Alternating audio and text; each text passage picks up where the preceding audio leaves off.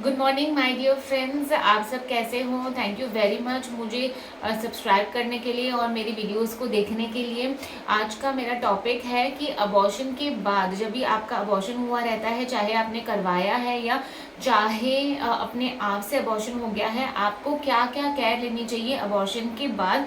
तो इस वीडियो में मैं आपको बताना चाहती हूँ, क्योंकि बहुत लेडीज़ ये चीज़ें ना किसी घर वालों से डिस्कस कर सकते हैं, ना डॉक्टर से डिस्कस कर सकते हैं, और उनको समझ ही नहीं आता है कि अभी अगर मेरा अबॉर्शन हुआ है तो मैं आगे इसका ध्यान कैसे रखूं। मेरा अबॉर्शन क्यों हुआ है, मुझे क्या क्या खाना चाहिए, क्या नहीं खाना चाहिए, मुझे रिलेशन कब से रखना चाहिए, और मुझे अभी नेक्स्ट प्रेगनेंसी कब प्लान करनी चाहिए। तो ये सारी चीज़ें डिटेल में मैं आज इस वीडियो में आपको बताने वाली हूँ। तो वीडियो के एंड तक बने रहिए मेरे दोस्त। फ्रेंड्स, अगर आपका अबॉर्शन हुआ है या आपने अबॉर्शन करवाया है तो आपको उस समय पे थोड़ा उस दिन, जिस दिन आपका प्रोसीजर हुआ है, उस दिन थोड़ा सा वीकनेस लगेगा, पर आप दूसरे ही दिन आप नॉर्मल फील करने लगोगे। आप नॉर्मल एक्टिविटीज़ सारे आपके कर सकते हो। आप रूटीनली अगर आप जो काम पे जा रहे हो, घर का सारी चीज़ें कर रहे हो, वो आप सारी चीज़ें कर सकते हो, क्योंकि अबॉर्शन जो है वो एक 10 मिनट का प्रोसीजर है और थोड़ी सी नींद का इंजेक्शन देके ही किया जाता है। तो जनरली रूटीन के एक्टिविटी में जनरली कोई फ़र्क नहीं पड़ता है। ये आप सारी रूटीन के एक्टिविटीज़ अगले दिन से कर सकते हो, लेकिन मैं आपको इस वीडियो में बताना चाहती हूँ कि आपको रूटीन के एक्टिविटीज़ बिल्कुल नहीं करने हैं। आपको एटलीस्ट 1 वीक का रेस्ट करना है। आपकी बॉडी जो है वो एक प्रोसीजर से पास थ्रू हुई है। आपकी बॉडी में जो है वो प्रेगनेंसी रुकी है, आपकी बॉडी में सारे प्रेगनेंसी के हॉर्मोन्स जो है वो बने हैं, सारे हॉर्मोन्स अभी तक सर्कुलेट हो रहे हैं बॉडी में।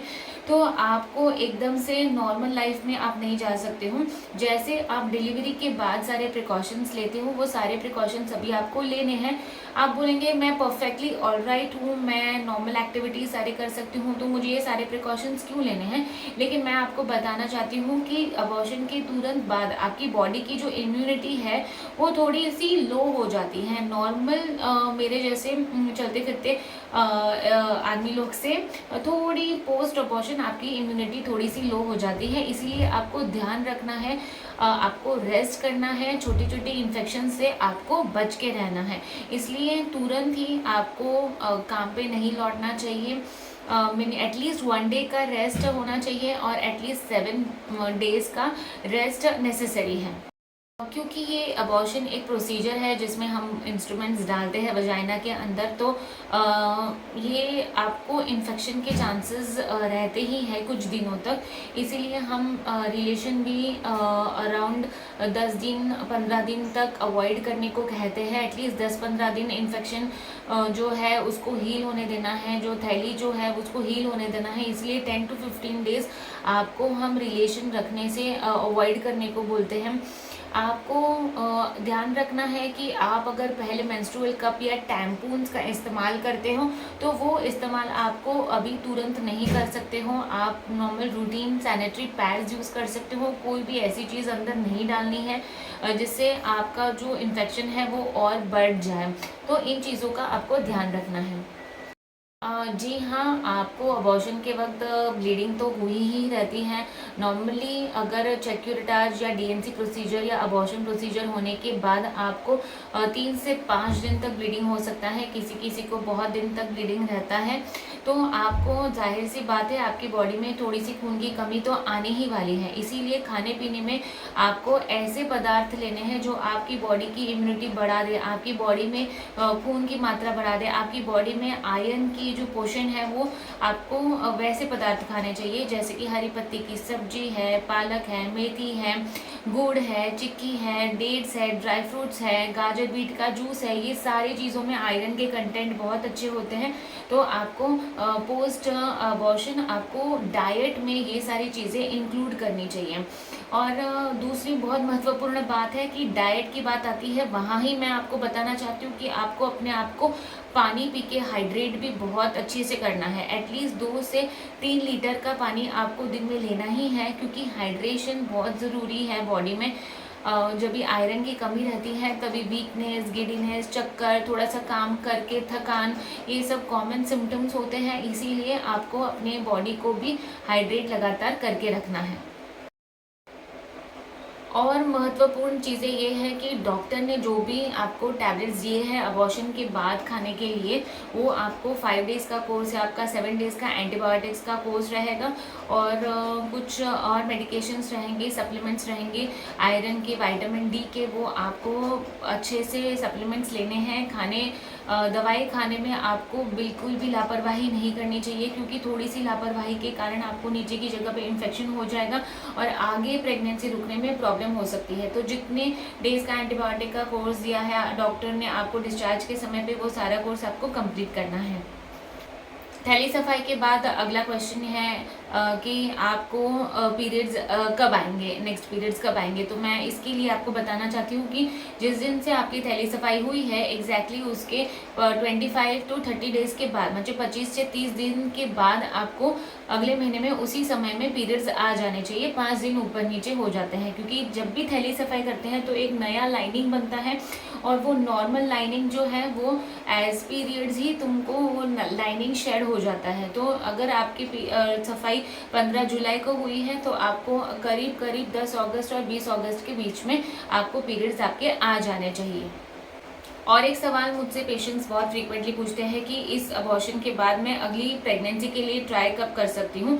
तो मैं बताना चाहती हूँ कि अगर आपका इस बार थैली सफाई हुआ है तो आपको एटलीस्ट 3 महीना वेट करना है नॉर्मल पीरियड्स को बराबर से 3 महीने आने के बाद ही आप अगली प्रेगनेंसी के लिए ट्राई कर सकते हो। पर इन 3 महीनों में आपको डॉक्टर की सलाह लेनी है।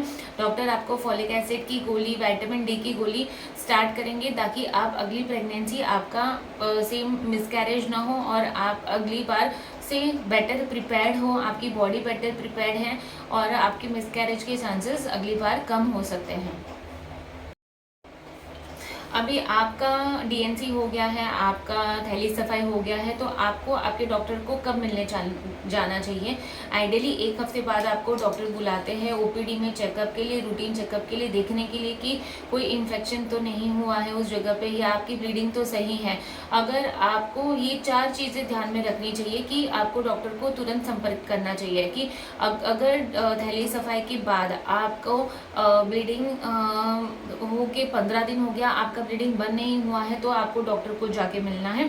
दूसरी चीज़ है कि आपको 2 दिन ब्लीडिंग हुआ, फिर ब्लीडिंग बंद हो गया, फिर से 2 दिन ब्लीडिंग हुआ, तो आपको अगर रुक रुक के ब्लीडिंग हो रही है तो आपको डॉक्टर के पास जाना चाहिए। अब तीसरी इंपॉर्टेंट चीज़ है कि अगर जैसे मैंने बताया कि 1 महीने बाद आपको रेगुलर पीरियड्स आ जाने चाहिए, लेकिन आज आपने थैली सफाई की 1 महीना हो गया फिर भी आपको पीरियड्स नहीं आया है, तो आपको डॉक्टर के पास जाना चाहिए। तो ये 3 चीज़ इम्पॉर्टेंट है कि आपको थैली सफाई के बाद आपको कब डॉक्टर के पास जाना चाहिए। और चौथी इम्पॉर्टेंट चीज़ है, अगर आपको ब्लीडिंग बहुत ज़्यादा हो रही है, थैली सफाई के बाद भी आपको 2-2 घंटे में पैड बदलने पड़ रहे हैं, चाहे वो 1 दिन के लिए ही क्यों ना हो, आपको आपके डॉक्टर को तुरंत विजिट करना है। अगर आपको थैली सफाई के बाद बुखार है या आपको शिवरिंग हो रहा है, पेशाब में जलन हो रही है, तो ये सब चीज़ें भी कॉमन है और आपको आपकी डॉक्टर को इत्तलाह करनी चाहिए और आपके डॉक्टर को अपॉइंटमेंट लेके आपके डॉक्टर से बात करनी चाहिए इस बारे में। और एक महत्वपूर्ण चीज़ है कि अगर आपका ब्लड ग्रुप नेगेटिव है, अगर आपका ब्लड ग्रुप RH नेगेटिव है, यानी आपका blood group A negative, B negative, O negative या AB नेगेटिव में से कोई भी ब्लड ग्रुप है, तो आपको आपके डॉक्टर सलाह देंगे कि आपको थैली सफाई के बाद एक इंजेक्शन लेना रहता है, वो एंटी-डी इंजेक्शन होता है, वो आपको लेना रहता है ताकि आपको अगली प्रेगनेंसी में बच्चे में कोई प्रॉब्लम ना हो। तो अगर आपका ब्लड ग्रुप नेगेटिव है तो आपको इंजेक्शन एंटी-डी लेना है, ये आप नहीं भूल सकते हो, ये आपको ध्यान से ले लेना है। तो ये थी सारी चीज़ें जो आपको थैली सफाई के बाद आपको ध्यान रखनी है। खाने पीने में पानी ठीक से लेना है, आपको खाना पीना अच्छे से है, आपको एडिक्वेट सोना है, रेस्ट करना है, आपको कोई चीज़ अंदर नहीं रखनी है, आपको कब रिलेशन रखना चाहिए, आपको कब पीरियड्स आने वाले हैं, आप कब अपना अगला बच्चा प्लान कर सकते हो, ये सारी चीज़ें मैंने डिटेल में इस वीडियो में बता दी हैं। इसके अलावा मैंने कोई चीज़ें मिस की होगी तो आप मुझे कमेंट में बता दीजिए ताकि मैं उसको भी कवर कर सकती हूँ। और आपको कोई भी सवाल होगा इस वीडियो से रिलेटेड तो आप मुझे नीचे कमेंट्स में बता दीजिए। आपको मेरा ये वीडियो कैसा लगा? अगर मेरा वीडियो अच्छा लगा है, आपको कोई भी चीज़ मेरी वीडियो में यूज़फुल लगी है तो आप मेरी वीडियो को लाइक कर दीजिए और आपके फ्रेंड्स के साथ मेरा ये वीडियो शेयर कर दीजिए। और अब तक आपने मेरे चैनल को सब्सक्राइब नहीं किया है तो मेरे चैनल को सब्सक्राइब कर दीजिए। Thank you.